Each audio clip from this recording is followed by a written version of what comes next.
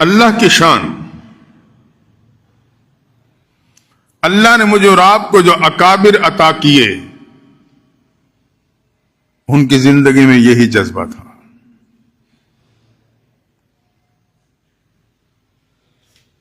حضرت قاسم نانوتوی رحمۃ اللہ تعالی علیہ جو بانی دارالعلوم دیوبند ہیں،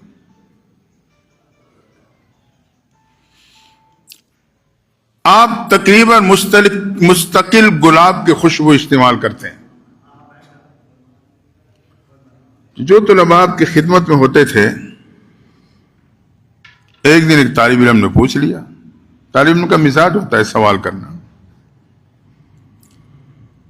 استاد جی ایک بات پوچھنا چاہتا ہوں، آپ کے پاس اتنی قیمتی خوشبوئیں ہیں، آپ کے متعلقین متوسلین آپ کے لیے ہدیہ اور تحفے میں لاتے ہیں کہ ہم ایک عرصے سے دیکھ رہے ہیں آپ صرف گلاب کی خوشبو استعمال کرتے اور کوئی نہیں کرتے، اس کی کوئی خاص وجہ ہے؟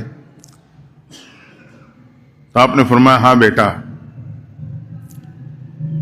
میں نے جہاں تک احادیث کی روشنی میں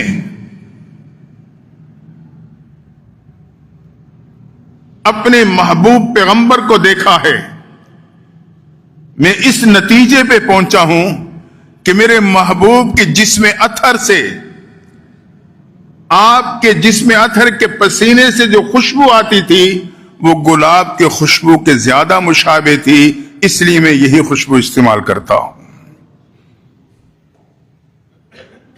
ہم سوچ بھی نہیں سکتے کہاں تک ان حضرات کی سوچ جاتی۔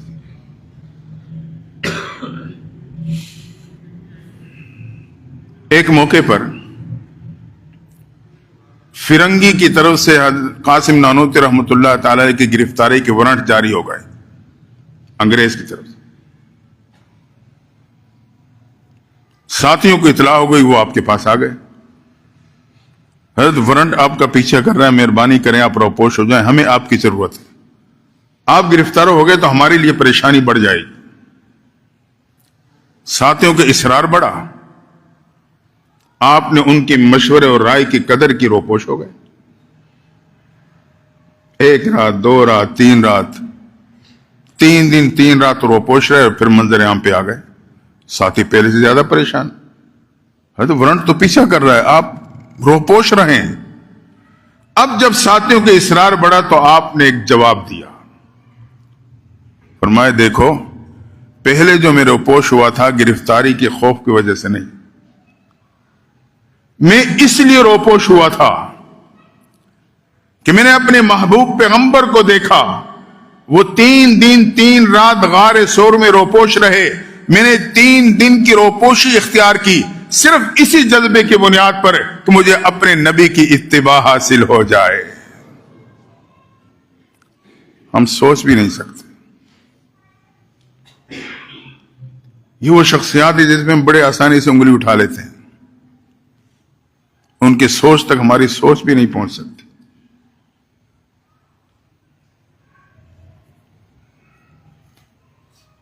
حضرت رشید احمد گنگوہی رحمۃ اللہ تعالی علیہ،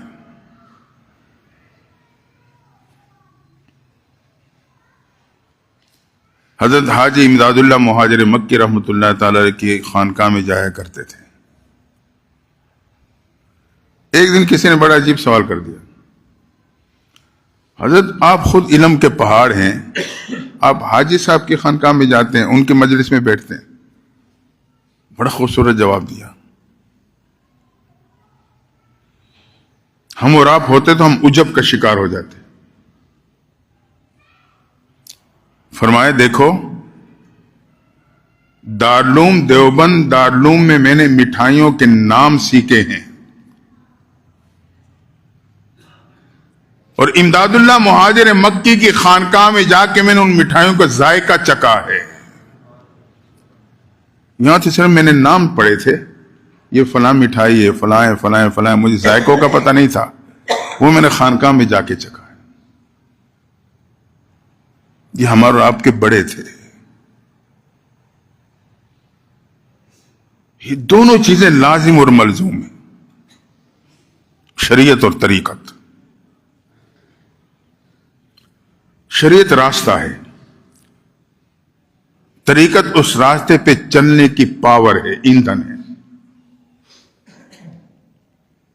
ریل گاڑی ہزاروں مسافروں کو لے کے اس وقت منزل تک پہنچتی ہے راستہ بھی ہموار ہو اور اس میں چلنے کا ایندھن اور چلنے کی پاور بھی موجود ہو.